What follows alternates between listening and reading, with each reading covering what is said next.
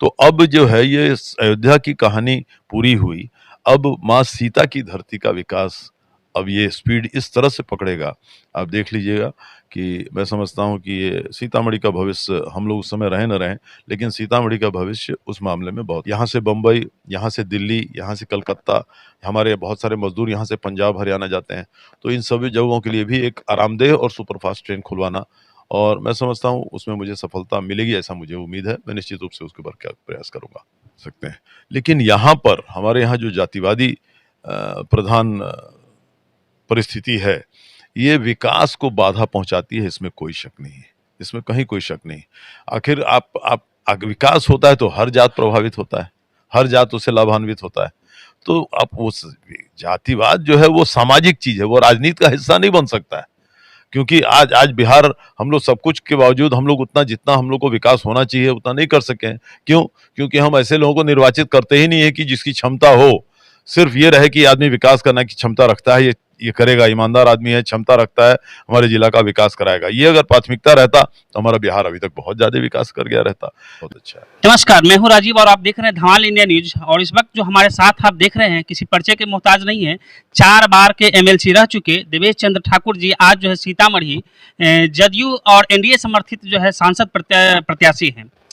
इनसे हम कुछ सवालात करेंगे आज कि ये जो है आने के बाद क्या क्या करेंगे, आज तक इनकी उपलब्धि क्या है, और बहुत सारे सवाल होंगे, तो आप बने रहे हमारे साथ। सबसे पहले स्वागत है सर आपका।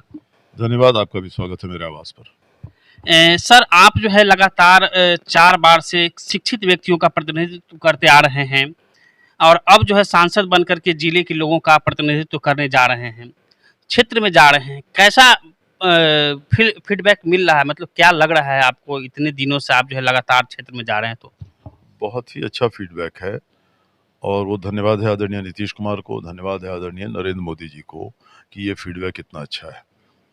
वो हर आदमी नीतीश कुमार के काम से और नरेंद्र मोदी जी के काम से हर आदमी प्रभावित है, और मैं समझता हूँ लाभान्वित भी है।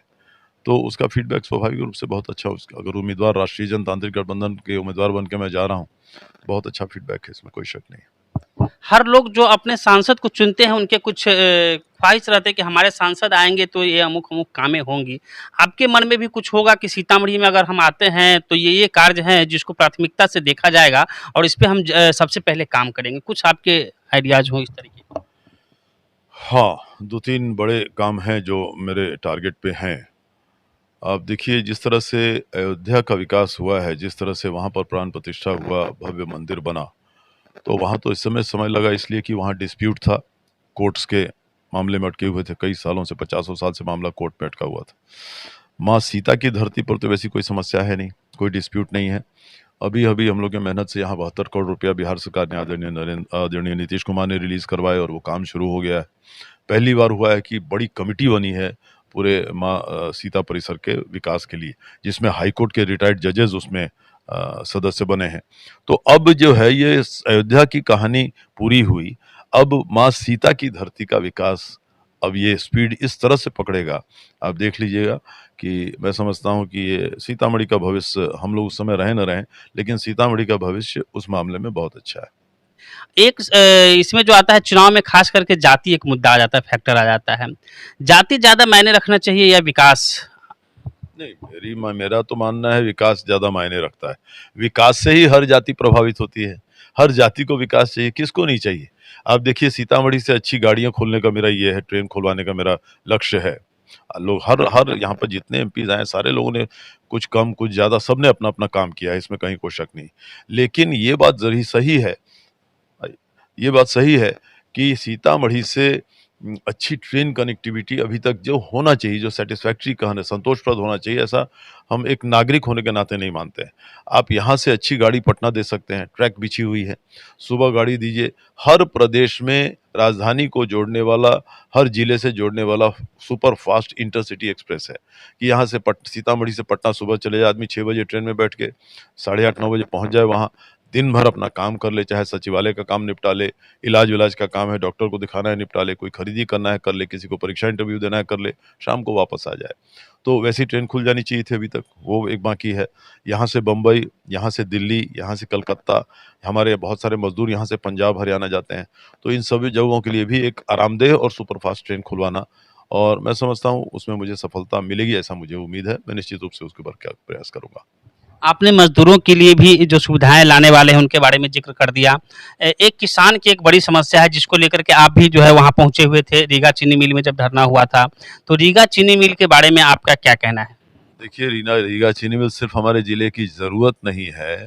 रीगा चीनी मिल से मेरा व्यक्तिगत लगाव है। मेरे पिताजी उस चीनी मिल के 40 साल अधिवक्ता रहे, आपको नहीं मालूम होगा। और उन पूरे मालिकों से सबसे उनके बड़े अच्छे संबंध थे, तो खैर वो तो बहुत पुरानी बात है।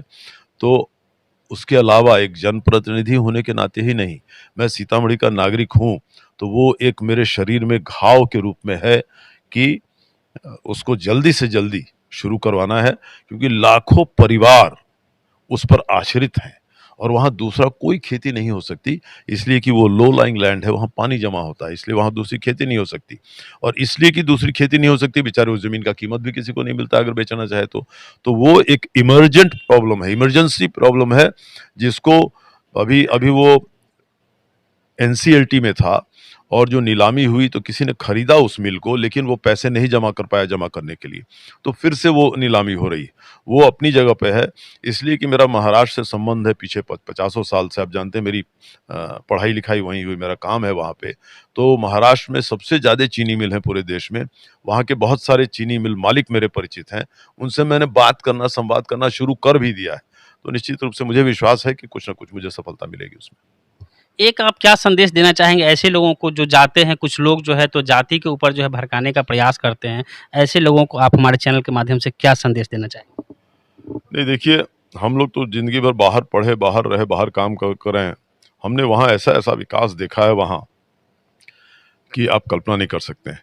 लेकिन यहाँ पर हमारे यहाँ जो जातिवादी प्रधान परिस्थिति है, ये विकास को बाधा पहुँचाती है, इसमें कोई शक नहीं है। इसमें कहीं कोई शक नहीं। आखिर आप विकास होता है तो हर जात प्रभावित होता है, हर जात उससे लाभान्वित होता है। तो आप उस जातिवाद जो है वो सामाजिक चीज़ है, वो राजनीति का हिस्सा नहीं बन सकता है। क्योंकि आज आज बिहार, हम लोग सब कुछ के बावजूद हम लोग उतना, जितना हम लोग को विकास होना चाहिए उतना नहीं कर सके हैं। क्यों? क्योंकि हम ऐसे लोगों को निर्वाचित करते ही नहीं है कि जिसकी क्षमता हो। सिर्फ ये रहे कि आदमी विकास करने की क्षमता रखता है, ये करेगा, ईमानदार आदमी है, क्षमता रखता है, हमारे जिला का विकास कराएगा। ये अगर प्राथमिकता रहता तो हमारा बिहार अभी तक बहुत ज़्यादा विकास कर गया रहता। लेकिन ठीक है, जब जो होना होता है तभी होता है, ये मान के चलिए। मुझे विश्वास है आगे अच्छे दिन आएँगे। ये थे हमारे साथ देवेश चंद्र ठाकुर जी, सीतामढ़ी से सांसद प्रत्याशी। इनके विचार आपको कैसे लगे? इन्होंने जो कहा उन पे आपके क्या मंतव्य हैं? अपनी प्रतिक्रिया कमेंट बॉक्स में अवश्य दीजिएगा। फिलहाल अगले अपडेट तक के लिए बने रहे हमारे साथ। नमस्कार, जय हिंद, जय बिहार।